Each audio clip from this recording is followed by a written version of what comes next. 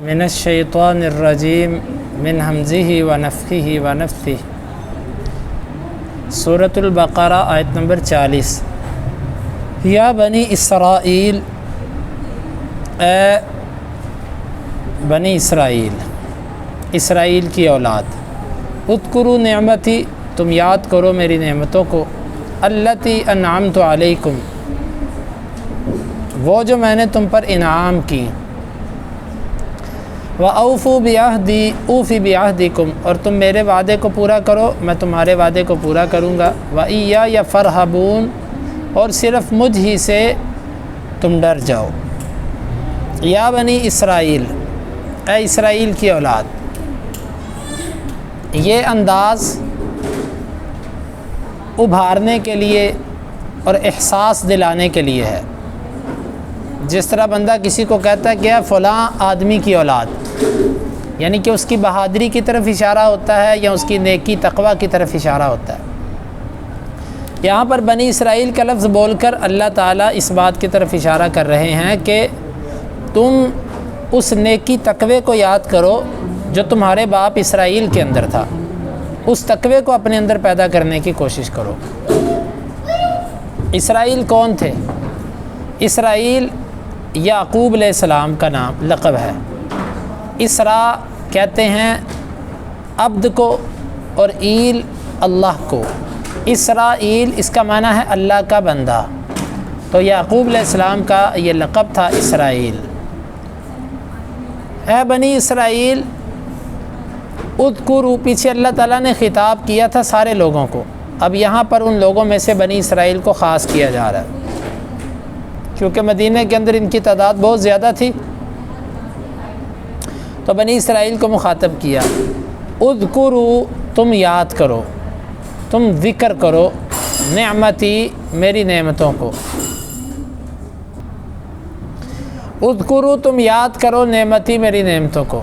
اللہ تعالیٰ نے یہاں پر نعمتوں کے ذکر کا ذکر کیا کہ میری نعمتوں کو یاد کرو، یہ نہیں فرمایا کہ تم میری نعمتوں کا شکر ادا کرو، کیونکہ نعمتوں کو گننا جو ہوتا ہے، نعمتوں کو یاد کرنا، یہ شکر کا باعث ہوتا ہے، تو اس لیے نعمتوں کے ذکر کا ذکر کیا کہ نعمتوں کو شمار کرو، گنو کہ اللہ کی جو نعمتیں تمہارے اوپر تھیں۔ اور واقعتاً اللہ تعالیٰ کی نعمتوں کو شمار کرنا، ان کو گننا، یہ بھی انسان کے لیے اللہ کے فضل، نعمتوں کی کثرت کی اور اس کا شکریہ ادا کرنے کی ایک صورت ہوتی ہے۔ نعمتی، میری نعمتیں، التی انعمت علیکم، جو میں نے تم پر کی۔ اللہ کی نعمتیں کون سی تھیں؟ اللہ تعالیٰ کی نعمتیں ان کے اوپر روحانی بھی تھیں اور مادی جسمانی بھی تھیں۔ روحانی نعمتوں میں سے ان میں انبیاء، کتابیں، علماء اور بے شمار ایسے معجزات، کرامات، یہ سب کی سب اللہ تعالیٰ کی ان کے اوپر نعمتیں تھیں۔ اور دنیاوی نعمتوں میں سے اللہ تعالیٰ نے جو دنیا کی زندگی کے ساتھ جن کا بہت گہرا تعلق تھا، من اور سلوہ، اور اسی طرح بادشاہت اور عزت، اور یہ بہت ساری اس طرح کی نعمتیں اللہ تعالیٰ نے ان کو عطا کر رکھی تھی۔ تو جو نعمتیں میں نے تم پر کی ہیں ان کو تم یاد کرو۔ وَأَوْفُوا بِعَهْدِي، اور تم پورا کرو میرے عہد کو۔ اللہ تعالیٰ کا عہد کون سا تھا؟ قرآن مجید کے اندر بھی اللہ تعالیٰ نے بیان کیا، خلاصہ اس کا یہ ہے کہ میرے جو احکامات ہیں ان پر عمل کرو، اور خاص طور پر آخر الزمان نبی محمد صلی اللہ علیہ وسلم، وہ جب میں تم میں مبعوث کروں گا تو تم نے اس پر ایمان لانا ہے۔ تو میرے جو بھی وعدے تھے ان کا تعلق محمد صلی اللہ علیہ وسلم کی ذات سے ہو یا ان کا تعلق تورات انجیل سے ہو، تم ان کو پورا کرو، ان پر عمل کرو، خود بخود قرآن تمہارے لیے مشعل راہ بن جائے گا۔ اوفی بعہدکم، میں پورا کروں گا اپنے وعدوں کو۔ اللہ کے وعدے کون سے تھے؟ کہ میں تمہیں جنت دوں گا، عزت دوں گا، یہ سب کے سب اللہ تعالیٰ کے وعدے ہیں۔ وَإِيَّايَ فَارْهَبُونَ، اور صرف تم مجھ ہی سے ڈر جاؤ۔ اس کی وجہ یہ ہے کہ بعض دفعہ انسان حق قبول کرنے میں ڈرتا ہے معاشرے سے، لوگوں سے کئی قسم کی ایسی اس کے لیے مشکلات ہوتی ہیں، لوگوں کے طعنے، لوگوں کی باتیں، دنیاوی مفادات، بے شمار چیزیں ہوتی ہیں۔ اللہ تعالیٰ نے فرمایا وَإِيَّايَ فَارْهَبُونَ، اور صرف مجھ ہی سے تم ڈر جاؤ۔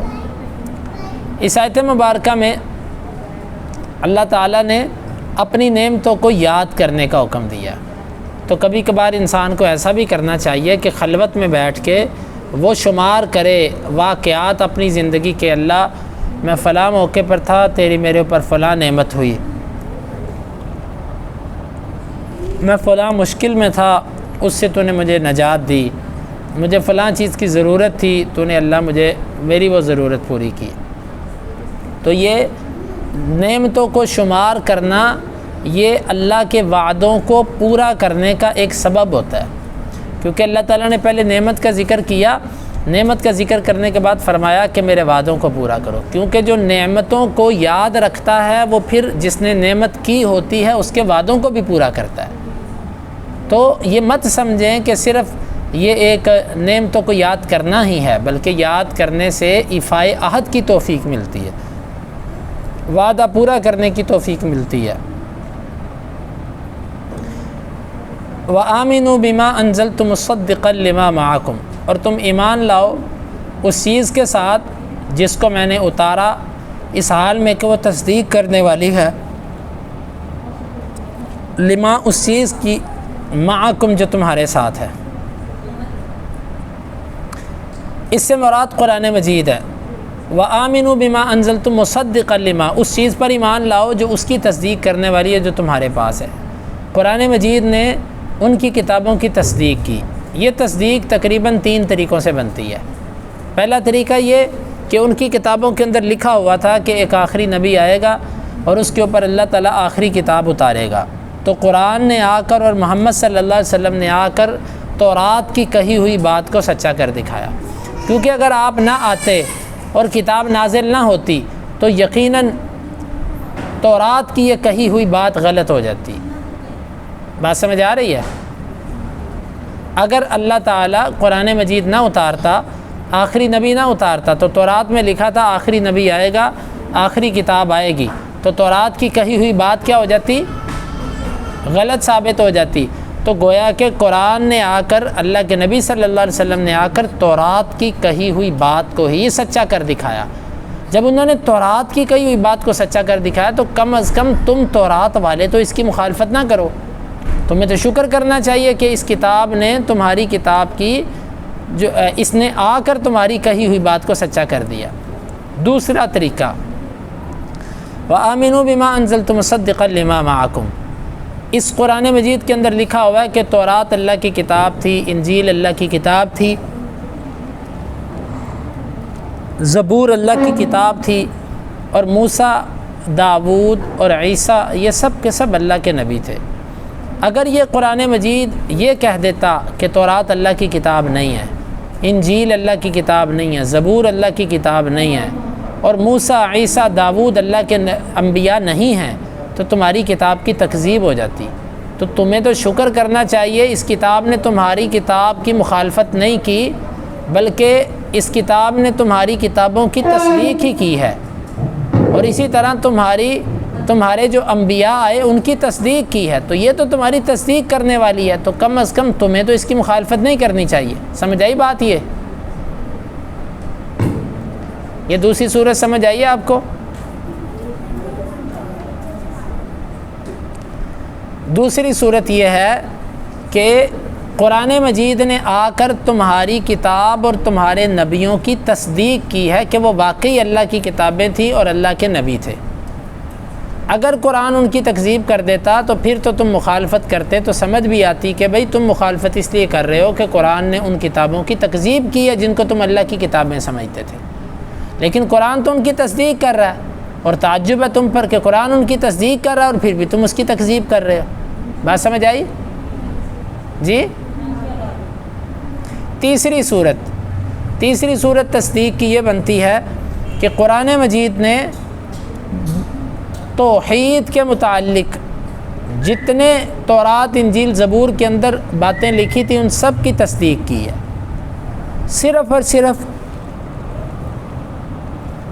چند احکامات کے اندر نسخ تھا، باقی تقریباً وہی باتیں، ایک اللہ کی عبادت کرو، مرنے کے بعد اٹھایا جانا ہے، جنت ہے، جہنم ہے، حشر ہے، حساب و کتاب ہے، عذاب قبر ہے، اور اللہ کے فرشتے ہیں، اللہ کے نبی ہیں، اللہ کی کتابیں ہیں، تقدیر ہے، یہ سب کی سب ساری باتیں تقریباً وہی ہیں جو قرآن و حدیث کے اندر ہے۔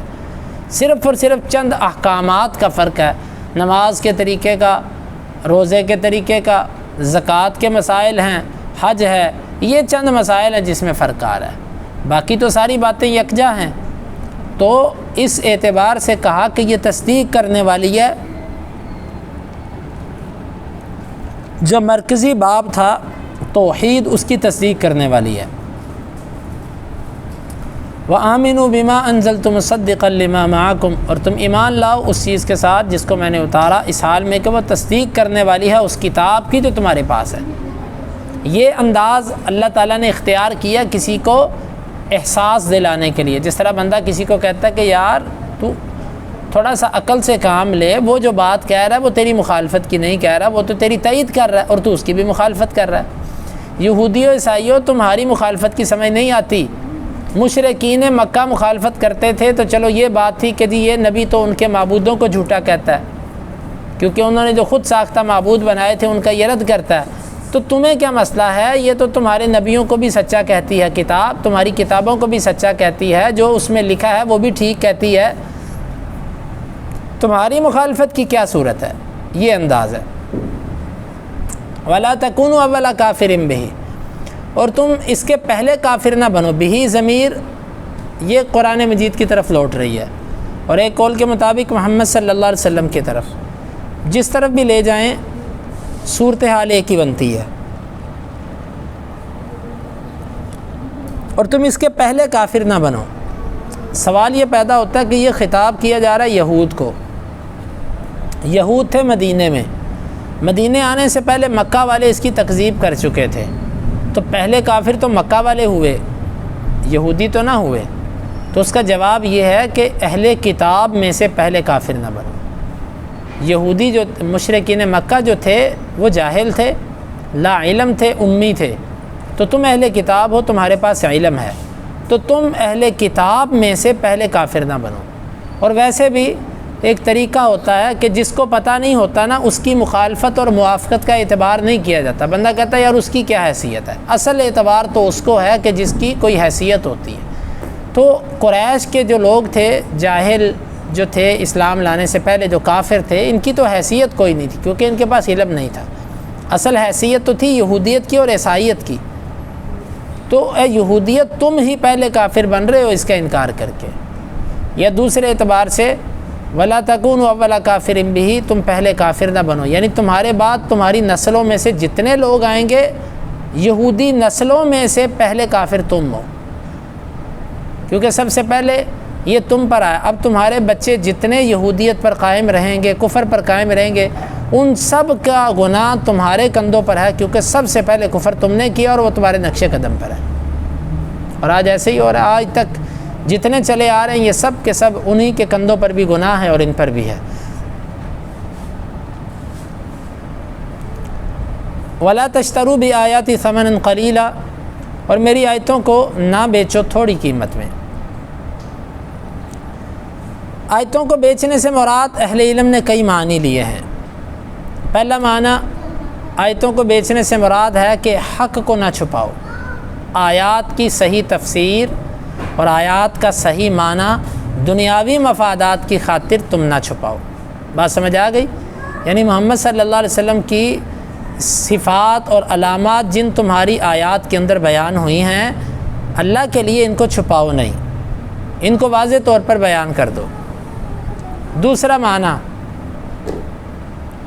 وَلَا تَشْتَرُوا بِآيَاتِ ثَمَنًا قَلِيلًا، تم اپنی طرف سے جھوٹ گھڑ کر اور اپنی طرف سے آیات بنا کر اللہ کی طرف ان کی نسبت کر کے اس کو اپنے ذاتی مفادات کی خاطر مت بیچو۔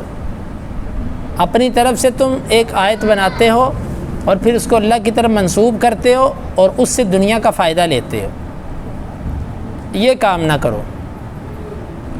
اور تیسرا معنی بہرحال اس کے یہ دو معنی ہی معتبر ہیں، دونوں ٹھیک ہیں۔ ثمناً قلیلا، تم میری آیتوں کو مت بیچو تھوڑی قیمت میں۔ تھوڑی قیمت سے مراد یہ نہیں ہے کہ زیادہ پیسے لے کر بیچنا جائز ہو گیا، بلکہ تھوڑی قیمت سے مراد الدنیا بھی حذافیرہا، دنیا ساری کی ساری۔ جس طرح قرآن کہتا ہے قل متاع الدنیا قلیل، تم کہہ دو دنیا کا فائدہ تھوڑا ہی ہے، تو ساری دنیا ہی تھوڑی ہے۔ تو اللہ تعالیٰ نے فرمایا کہ تم میری آیات کے بدلے اگر دنیا بھی لیتے ہو، اشارہ یہ بنتا ہے، معنی یہ بنتا ہے کہ اگر تم میری آیات کے بدلے دنیا بھی لیتے ہو تو جتنا خطرناک تم نے یہ کام کیا وہ قلیل ہی ہے۔ یہ اس کا اصل مفہوم ہے۔ بعض لوگوں نے یہاں سے یہ مسئلہ نکال لیا کہ جی قرآن مجید کی آیات پر اجرت لینا جائز نہیں ہے، کیونکہ اللہ نے قرآن میں فرمایا کہ میری آیتوں کو مت بیچو، تو لہٰذا جو آیات پڑھاتا ہے، امامت پر اجرت لیتا ہے، تدریس پر اجرت لیتا ہے، تو وہ میری آیتوں کو بیچتا ہے، یہ جائز نہیں ہے۔ حالانکہ بات ایسی نہیں ہے۔ حقیقت بات یہ ہے کہ کتاب اللہ سے اجرت لی جا سکتی ہے، وہ یہاں پر مراد نہیں، یہاں پر ہے قرآنی آیات کی غلط تفسیر کر کے، غلط تشریح کر کے، باطل مفہوم بیان کر کے پیسے لینا جائز نہیں ہے۔ اور اگر کوئی قرآن کی تدریس کرتا ہے، بہتر اور افضل تو یہ ہے کہ وہ اس پر اجرت نہ لے، اس کو چاہیے کہ وہ بیت المال سے یا اور طریقوں سے وہ اجرت لے لے۔ لیکن اگر کسی بندے کے لیے اور انتظام نہیں ہے، تدریس اور تعلیم نے اس کو دنیا کے مشاغل سے کاٹ رکھا ہے، وہ دن رات پڑھنے پڑھانے میں مشغول ہے، اس کے پاس اتنا وقت نہیں کہ وہ اپنا کاروبار کر سکے۔ اگر وہ کاروبار کے لیے جاتا ہے تو یقیناً اس کا دین کا حرج ہوتا ہے، تو ایسی صورت کے اندر پھر اس کے لیے جائز ہے کہ وہ قوت لا یموت، جتنے سے اس کا گزر بسر ہو سکے اتنی تنخواہ کا وہ تقاضا کر سکتا ہے۔ البتہ اس بات پہ اہل علم کا اتفاق ہے کہ اگر کسی بندے کا گزر بسر ہوتا ہو اور اس کے لیے وسائل دیگر موجود ہوں، تو اس بندے کے لیے بہتر یہ ہے کہ وہ جو ہے وہ اللہ کی آیات کو مت بیچے، اس پر وہ اجرت نہ لے۔ حدیث کے اندر آتا ہے، اللہ کے نبی صلی اللہ علیہ وسلم نے فرمایا ان احق ما اخذتم علیہ اجرا کتاب اللہ، صحیح بخاری کی حدیث ہے، بہترین اجرت جو تم لیتے ہو، سب سے حق والی اجرت جو تم لیتے ہو وہ اللہ کی کتاب ہے، اللہ کی کتاب پر اجرت تم لے سکتے ہو۔ اور اسی طرح اس پر امت کا تعامل چلا آ رہا ہے۔ اللہ کے نبی صلی اللہ علیہ وسلم، آپ کا کام کیا تھا؟ جہاد۔ آپ کا کام اصل نماز پڑھانا، لوگوں کو دین بتانا، لوگوں کی رہنمائی کرنا، لوگوں کی قیادت کرنا۔ اور آپ کھاتے کہاں سے تھے؟ نبوت ملنے کے بعد،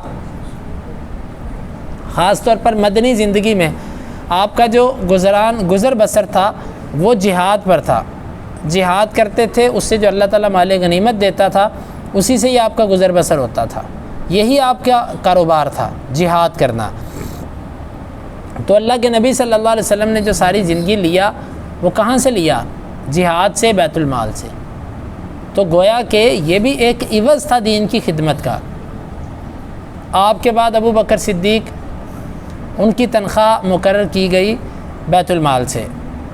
تمام خلفاء اور قراء اور علماء جن کی بیت المال سے تنخواہیں اور وظیفے مقرر کیے جاتے رہے، وہ تنخواہیں اور وظیفے کس بات پہ ہوتے تھے؟ فارغ رہنے پر نہیں، بلکہ دین کی خدمت کرنے پر، دین کے کام کرنے پر، قرآن و حدیث کی تعلیم پڑھنے پڑھانے پر، ان چیزوں پر ہی وہ وظیفے ملتے تھے۔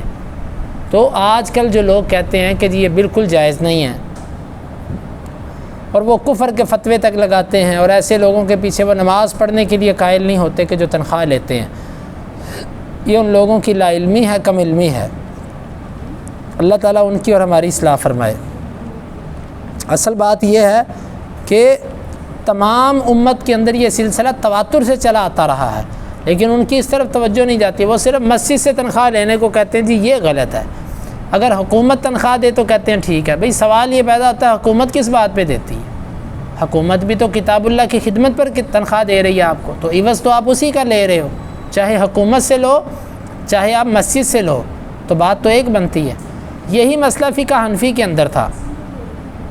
ان لوگوں کے نزدیک بھی کتاب اللہ کی اجرت جائز نہیں تھی، لیکن پھر کیا ہوا؟ پھر ان لوگوں نے جو ہے حالات گزرنے کے بعد جب ان کے لیے مالی طور پر ان کے لیے ذاتی مشکلات آئیں تو اس وقت انہوں نے امام ابو حنیفہ رحمہ اللہ کے اس فتوے کو ترک کر دیا۔ یہی تعجب ہے ان لوگوں پر کہ ایک طرف یہ دم بھرتے ہیں ہر لمحے امام ابو حنیفہ رحمہ اللہ کی تقلید کا، اور جب ان کو اپنی ضرورت پڑتی ہے، اپنے کسی ذاتی مفاد پر زد پڑتی ہے نا، تو ان کا فتویٰ چھوڑ کے لڑک جاتے ہیں دوسرے کی طرف۔ تو یہ ان لوگوں کے اندر یہ سلسلہ ہے۔ وَلَا تَشْتَرُوا بِآيَاتِ ثَمَنًا قَلِيلًا، اور تم میری آیات کو سستی قیمت پر نہ بیچو۔ وَإِيَّايَ فَاتَّقُونِ، اور تم مجھ ہی سے تقوی اختیار کرو۔ رہبت اور تقوی، اس میں فرق بعض اہل علم نے یہ کیا، رہبت کہتے ہیں تقوی کی مبادیات کو، ڈر کو، اور ڈر جو ہے یہ تقوی کے مبادیہ ابتدائی چیزوں میں سے ہے، اور تقوی فتقون، تقوی جو ہے مکمل طور پر پرہیز کرنا، مکمل طور پر اجتناب کرنا، یہ انتہا ہے خوف کی۔ رہبت ابتدا ہے اور تقوی انتہا ہے۔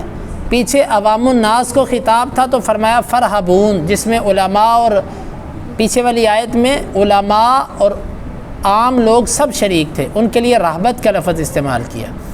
یہاں پر علماء خاص طور پر مراد ہے، کیونکہ آیتوں کو چھپانا، آیتوں کا انکار کرنا، یہ سارے کام ان کے علماء کے تھے، عوام تو ان کے پیچھے تھی۔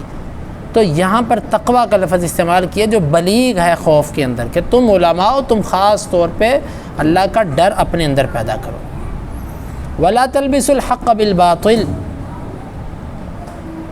اور نہ تم خلط ملط کرو حق کو باطل کے ساتھ۔ حق کو باطل کے ساتھ خلط ملط کرنے سے مراد ہے کہ اللہ کے نبی صلی اللہ علیہ وسلم کی صفات کو مت چھپاؤ۔ یہودی آپ کے آنے سے پہلے اوس اور خزرج اور دیگر لوگوں کو اپنی تورات کے احکامات پڑھ کے سناتے تھے کہ نبی آنے والا ہے، ہم اس کی خاطر یہاں پر آئے ہیں، جب وہ نکلے گا پھر دیکھنا ہم تمہارے ساتھ کیا کرتے۔ تو یہ احکامات لوگوں کو سنایا کرتے تھے۔ جب اللہ کے نبی صلی اللہ علیہ وسلم آ گئے اور جن کو اللہ نے توفیق دی تھی وہ مسلمان ہو گئے، تو ان سے کہا گیا کہ بھئی تم مسلمان کیوں نہیں ہوتے؟ تو آگے سے یہ کہتے کہ یہ وہ نبی نہیں ہے جس کا ہم تمہیں کہتے تھے، ابھی وہ آیا نہیں ہے جس کے بارے میں ہم تمہیں۔ دیکھیں آپ ایک بات پہ توجہ کریں، یہودی اور عیسائی جس وقت ہمارے نبی صلی اللہ علیہ وسلم آئے تھے نا، اس وقت ان دونوں نے کہا کہ ایک نبی آنا ہے لیکن یہ وہ نہیں ہے جس کا اللہ نے وعدہ کیا ہے، ٹھیک ہے؟ اس وقت انہوں نے یہ کہا۔ آج 1450 سال گزر گئے، ہم کہتے ہیں یار تمہارے بڑوں نے کہا تھا کہ ابھی وہ نہیں آیا، تو بتاؤ وہ آیا کہ نہیں آیا؟ تو آگے سے اب ان کے دو گروہ بن چکے ہیں۔ ایک کہتے ہیں نہیں جی وہ گزر گیا ہے، وہ گزر گیا ہے، اور کچھ کہتے ہیں جی وہ تو عیسیٰ علیہ السلام مراد تھے، حالانکہ عیسیٰ علیہ السلام بھی ان کے نزدیک تو فوت ہو چکے ہیں، انہوں نے تو ان کو سولی دے دیا ہوا ہے۔ تو یہ ان کا کھلا تضاد ہے یہودیت اور عیسائیت کا۔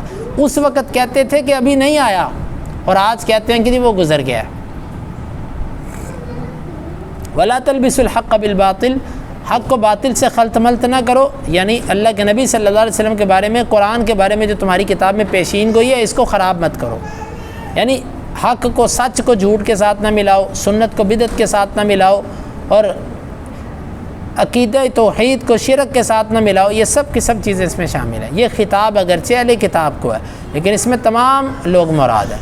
وَتَكْتُمُوا الْحَقَّ، اور حق نہ چھپاؤ۔ خلط ملط کرنا اور ہوتا ہے اور کسی بات کو چھپانا اور ہوتا ہے۔ خلط ملط کرنا یہ ہوتا ہے، اگرچہ ایک اعتبار سے دونوں ایک دوسرے کو لازم ملزوم ہے لیکن پھر بھی اس میں کچھ فرق ہے۔ خلط ملط کرنا ہوتا ہے کسی صحیح چیز کا معنی غلط کر دینا، اور چھپانا یہ ہوتا ہے کہ ایک بات لوگوں کے سامنے لے کر ہی نہ آنا۔ وَتَكْتُمُوا الْحَقَّ، اور تم حق نہ چھپاؤ، وَأَنْتُمْ تَعْلَمُونَ، حالانکہ تم جانتے ہو، حالانکہ تم جانتے ہو کہ یہ نبی ہے جس کا اللہ نے ذکر کیا، تم جانتے ہو کہ یہ کتاب وہی ہے جس کا تمہاری کتابوں میں ذکر ہے۔ گویا کہ یہ مزید قباحت کے لیے اور مزید ان کی جو ہے وہ جرم کو واضح کرنے کے لیے اللہ تعالیٰ نے یہ آیت کے الفاظ ساتھ لگا دیے، وَأَنْتُمْ تَعْلَمُونَ، حالانکہ تمہیں پتہ ہے، کیونکہ ایک بندے کو پتہ نہ ہو اس کی کیفیت اور ہوتی ہے، اور تمہیں سارا پتہ ہے کہ یہ نبی سچا ہے، یہ کتاب سچی ہے اور اس کا اللہ نے ذکر کیا، وَأَنْتُمْ تَعْلَمُونَ، اور حالانکہ تم جانتے ہو۔ وَأَقِیمُوا الصَّلَاةَ وَآتُوا الزَّکَاةَ، اور تم نماز قائم کرو اور زکوٰۃ دو۔ نماز قائم کرنے سے مراد وہی نماز ہے جو مسلمانوں کی نماز ہے، یعنی کہ اس میں بھی ضمناً دعوت دی جا رہی ہے کہ تم اسلام لے آؤ۔ اس میں اشارہ اس بات کی طرف ہے کہ کفار جو ہیں جہاں پر وہ عقیدے کے مخاطب ہیں، اس کے ساتھ ساتھ وہ فروعات میں بھی مخاطب ہیں۔ ایک ہوتا ہے عقیدہ، اصول کہتے ہیں عقیدے کو، عقیدے کا مطلب ہوتا ہے کہ اسلام۔ اہل علم کا یہ اختلاف ہے کہ کافر کو جب سب سے پہلے خطاب کیا جائے گا تو اس کو پہلے عقیدے اسلام کی دعوت دی جائے گی یا اس کو فروعات نماز، روزہ، حج، زکوٰۃ کی بھی دعوت دی جا سکتی ہے؟ سمجھ آئی بات کی؟ تو اس میں اس طرف اشارہ ہے کہ ان کو فروعات کی بھی دعوت دی جا سکتی ہے۔ یہاں پر اللہ تعالیٰ نے فرمایا وَأَقِیمُوا الصَّلَاةَ، تم نماز قائم کرو، یعنی ان کو فروع کی دعوت دی گئی ہے کہ نماز بھی قائم کرو، اور نماز سے مراد مسلمانوں کی نماز ہے۔ وَآتُوا الزَّکاۃَ، اور تم زکوٰۃ بھی دو، زکوٰۃ جو اللہ تعالیٰ نے مسلمانوں کے لیے رکھی۔ وَارْکَعُوا، اور تم رکوع کرو، مع الراکعین، رکوع کرنے والوں کے ساتھ۔ بعض مفسرین نے لکھا کہ رکوع کا ذکر کر کے اشارہ اس بات کی طرف کیا کہ مسلمانوں والی نماز پڑھو، کیونکہ یہودیوں کی نماز کے اندر رکوع نہیں ہے۔ وَارْکَعُوا مع الراکعین، اور تم رکوع کرو رکوع کرنے والوں کے ساتھ۔ اس سے بعض اہل علم نے استدلال کیا نماز با جماعت کی فرضیت کا، لیکن واللہ عالم اس میں درست بات یہ ہے کہ نماز با جماعت پڑھنا سنت مؤکدہ ہے، فرض العین نہیں ہے، سنت مؤکدہ ہے۔ البتہ جو اس کو جان بوجھ کے ترک کرتا ہے بغیر کسی سبب کے، تو اگر وہ مسلسل اس کے اندر رہتا ہے تو یقیناً وہ جو ہے وہ اللہ تعالیٰ کے ہاں جواب دہ ہے اس عمل کا۔ البتہ اس کا ترک جماعت کا اور اکیلے نماز پڑھنا یہ جائز ہے۔ جو لوگ اس کو فرض اور واجب کہتے ہیں کہ مسجد میں با جماعت نماز پڑھنا فرض اور واجب ہے، ان کا یہ موقف درست نہیں ہے۔ اس کے اوپر بہت سارے دلائل موجود ہیں جو ہمارے اس تفسیر کے اندر ہمارا اصل مقصد یہ نہیں ہے، وگرنہ اشارتاً ضمناً ہم کچھ باتیں ذکر کر دیتے۔ مثلاً آپ نے فرمایا کہ جماعت کے ساتھ پڑھی جانے والی نماز اکیلے پڑھی جانے والی نماز سے 27 درجے افضل ہے، تو اس کا مطلب ہے اکیلے کی نماز ہوتی ہے تو آپ نے کہا نا کہ 27 درجے افضل ہے۔ اور اسی طرح آپ صلی اللہ علیہ وسلم نے فرمایا کہ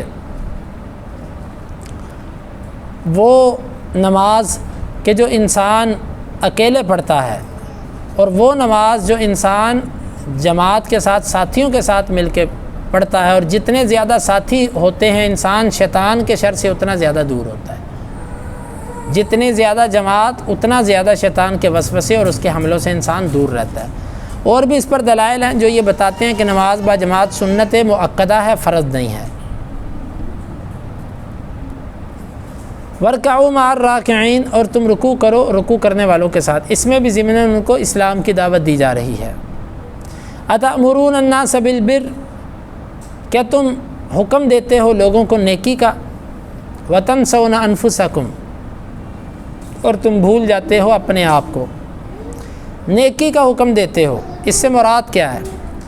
لوگوں کو تم کہتے ہو کہ تورات پر عمل کرو، لیکن خود تم عمل نہیں کرتے۔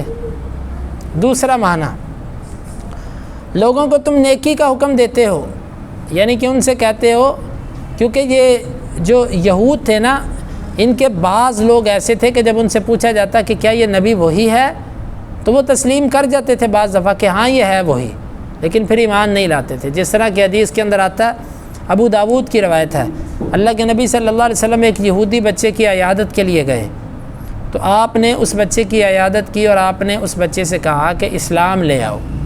اس بچے نے اپنے باپ کی طرف دیکھا تو اس کے باپ نے اپنے بیٹے سے کہہ دیا کہ اطیع ابا القاسم، ابو القاسم کی اطاعت کر لو، جو کہتا ہے مان لو۔ تو اس بچے نے اللہ کے نبی صلی اللہ علیہ وسلم کی دعوت قبول کی اور لا الہ الا اللہ کلمہ پڑھ لیا، اور جیسے ہی اس نے کلمہ پڑھا اس کی جان نکل گئی، فوت ہو گیا۔ اللہ کے نبی صلی اللہ علیہ وسلم کا چہرہ مبارک خوشی سے مسرور کیفیات کی طرف چلا گیا، خوش ہو گئے آپ، اور آپ نے فرمایا الحمدللہ الذی انقذہ بی من النار، ساری تعریفیں اس اللہ کے لیے جس نے اس کو میری وجہ سے آگ سے بچا لیا، یعنی اللہ نے بچایا لیکن سبب مجھے بنایا۔ تو یہاں پر بھی اتأمرون الناس بالبر وتنسون انفسکم، خود باپ اس کا مسلمان نہیں ہوا لیکن اپنے بیٹے کو کہہ دیا کہ ٹھیک ہے تو اطاعت کر لے۔ اگر اللہ کے نبی صلی اللہ علیہ وسلم کی اطاعت درست نہیں تھی تو باپ نے اپنے بیٹے کو غلط چیز کا کیوں کہا؟ تو پتہ ان کو تھا، تو یہ بعض دفعہ کہہ دیتے تھے کہ ٹھیک ہے محمد صلی اللہ علیہ وسلم کی دعوت سچی ہے، لیکن خود عمل نہیں کرتے تھے۔ اس آیت مبارکہ کا مطلب بعض اہل علم نے یہ لیا کہ جی اگر تم، اہل علم نے تو یہ معنی نہیں لیا، عوام الناس کے اندر یہ بات مشہور ہے کہ جو نیکی تم خود نہیں کرتے اس کا تم کسی کو حکم بھی نہ دو۔ حالانکہ یہ بات درست نہیں ہے، یہ دو الگ الگ نیکیاں، ایک ہے نیکی کرنا اور ایک ہے کسی کو نیکی کا حکم دینا۔ جو بندہ دونوں کام نہیں کرتا وہ دو جرم کا ارتکاب کرتا ہے، ایک وہ نیکی بھی نہیں کرتا اور دوسرا وہ نیکی کا کسی کو حکم بھی نہیں دیتا۔ اور جو بندہ ان میں سے نیکی نہیں کرتا لیکن نیکی کا حکم دیتا ہے، یا نیکی کرتا ہے نیکی کا حکم نہیں دیتا، تو وہ ایک نیکی کرتا ہے ایک ترک کرتا ہے۔ ایک کو کرنا ضروری نہیں ہے، یعنی ایک کا ترک دوسرے کے ترک کو لازم نہیں ہے۔ بات سمجھے؟ اگر کوئی بندہ ان میں سے ایک کام نہیں کرتا تو لازم نہیں ہے کہ وہ دوسرا بھی ترک کرے، یہ بات تو الگ ہے، یہ بات درست نہیں ہے۔ اتأمرون الناس بالبر وتنسون انفسکم، کیا تم لوگوں کو نیکی کا حکم دیتے ہو اور اپنے نفسوں کو تم بھلا دیتے ہو۔ حدیث کے اندر آتا ہے ایسا کرنا ایک جرم ضرور ہے کہ جو بندہ لوگوں کو نیکی کا حکم دیتا ہے اور خود عمل نہیں کرتا، یقیناً ایسا بندہ ایک جرم کا ارتکاب کرتا ہے۔ حدیث کے اندر آتا ہے اللہ کے نبی صلی اللہ علیہ وسلم نے فرمایا ایک شخص جہنم کے اندر ایسا ہوگا کہ اس کی آنتیں جو ہے نا وہ نکل کے اس کے پیٹ سے باہر آ جائیں گی اور وہ اس کے گرد چکر لگائے گا، لوگ جہنم والے اس کے گرد جمع ہو جائیں گے اور کہیں گے فلاں تو ہمیں نیکی کا حکم دیا کرتا تھا دنیا میں، تجھے آج کیا ہوا، تو آج کیسے جہنم کے اندر آ گیا؟ تو وہ کہے گا کہ میں تمہیں نیکی کا حکم دیتا تھا لیکن میں خود نہیں کرتا تھا۔ اسی طرح ایک حدیث کے اندر آتا ہے آپ صلی اللہ علیہ وسلم نے فرمایا کہ مجھے دکھایا گیا معراج کی رات، آپ صلی اللہ علیہ وسلم نے اس کیفیت کو بیان کیا کہ مجھے دکھایا گیا کہ میں نے دیکھا کچھ لوگوں کے ہونٹ کاٹے جا رہے ہیں آگ کی کینچیوں کے ساتھ، اور ان کو عذاب دیا جا رہا ہے، سخت قسم کا عذاب۔ میں نے کہا جبریل یہ کون لوگ ہیں؟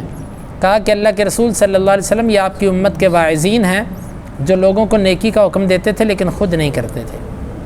اور اسی طرح ایک روایت کے اندر یہ آتا ہے کہ لوگوں کو نیکی کا حکم دینے والا اور خود نیکی نہ کرنے والا عالم، اس کی مثال اس چراغ کی ہے جو لوگوں کو تو روشن کرتا ہے لیکن خود اپنے نیچے اس کے اندھیرا ہے، کہ خود نیچے اندھیرا ہے اور لوگوں کو نیکی کا حکم دیتا ہے، لوگوں کو روشنی دیتا ہے اور خود اندھیرے میں ہے۔ تو یا یوں کہہ لیجئے کہ اس کی مثال، حدیث کے الفاظ یوں ہیں کہ اس کی مثال اس چراغ کی ہے جو خود کو جلائے جاتا ہے اور لوگوں کو روشنی دیے جا رہا ہے، یعنی خود کچھ فائدہ نہیں لے رہا جلنے کے سوا اور لوگوں کو فائدہ دے رہا ہے۔ یہ اس عالم کی مثال ہے جو لوگوں کو نیکی کا کہتا ہے اور خود نہیں۔ بہرحال اس میں کوئی شک نہیں کہ جو نیکی کا حکم دیتا ہے اور خود نہیں کرتا یہ مجرم ہے بہت بڑا، لیکن اس کا یہ مطلب قطعاً نہیں ہے کہ ایک نیکی آپ نہیں کرتے تو آپ دوسرے کو نہ کہیں، بلکہ آپ اگر ایک نیکی نہیں کرتے تو کم از کم دوسری نیکی تو کریں کہ دوسروں کو کہیں۔ اور بعض دفعہ دوسروں کو کہنے سے انسان کے اندر خود بھی احساس پیدا ہوتا ہے، اور جب انسان کے اندر ایک نیکی کرنے کا جذبہ ہو اور جب وہ دوسروں کو کہتا ہے نا تو اس سے اس کو خود بھی ایک سبق اور نصیحت ملتی ہے کہ جذبہ پیدا ہوتا ہے کہ میں بھی اس نیکی کو کروں۔ تو بہرحال اس کا جو عوام کے اندر مطلب مشہور ہے نا، کسی ایک چیز کا ترک دوسرے کے ترک کو لازم ہے، یہ بات درست نہیں ہے۔ وَأَنْتُمْ تَتْلُونَ الْكِتَابَ، حالانکہ تم کتاب پڑھتے ہو، یہ ان کے جرم کو مزید بڑا کرنے کے لیے کہا کہ تم تو وہ لوگ ہو جو تورات کی تلاوت بھی کرتے ہو۔ اگر تم تورات نہ پڑھتے ہوتے، عام لوگ ہوتے تو چلو ہم کہہ دیتے کہ تمہارے پاس علم نہیں، تمہیں اتنا شعور نہیں، تم تو کتاب پڑھتے ہو تو تمہارا جرم تو عام بندوں سے بڑھ کر ہے۔ تو اس سے معلوم ہوا علم سیکھنے سکھانے والے لوگوں کا بے عمل ہونا عامی بندے کے بے عمل ہونے سے بہت بڑا ہے۔ ایک دین کے ساتھ منسلک بندہ اس کی کوتاہی، اسی لیے کہا جاتا ہے خطأ العالمی خطأ العالمی، ایک عالم کی غلطی عالم کی غلطی ہوتی ہے، کیونکہ ایک دیندار آدمی کا اور کتاب و سنت کو سمجھنے والے کا غلطی کرنا عام بندے کی غلطی کے برابر نہیں ہوتا۔ اسی لیے اہل علم کو چاہیے کہ وہ خاص طور پر عوام الناس کی مجالس کے اندر اور دیندار دین سے جڑے ہوئے لوگوں کو چاہیے کہ عام عوام کی مجلسوں کے اندر اپنے آپ کو بڑا سمیٹ کے رکھیں۔ ایسا نہ ہو کہ وہ کسی ایسے معاملے کے اندر داخل ہو جائیں کہ جو اللہ اور اس کے رسول کو ناراض کرنے والا ہو، اور لوگوں کے لیے وہ اشاروں کا باعث بن جائے کہ جی یہ تو خود عمل کرتے نہیں اور ہمیں کہتے ہیں۔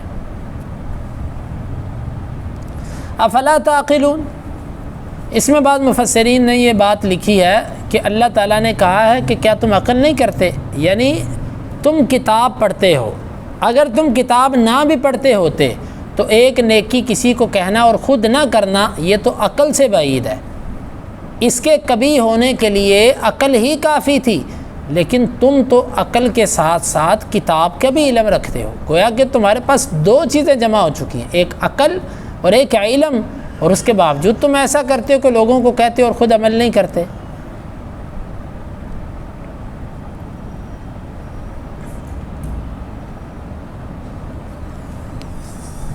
وَاسْتَعِينُوا بِالصَّبْرِ وَالصَّلَاةِ وَإِنَّهَا لَكَبِيرَةٌ إِلَّا عَلَى الْخَاشِعِينَ، اور تم مدد طلب کرو صبر کے ساتھ اور نماز کے ساتھ۔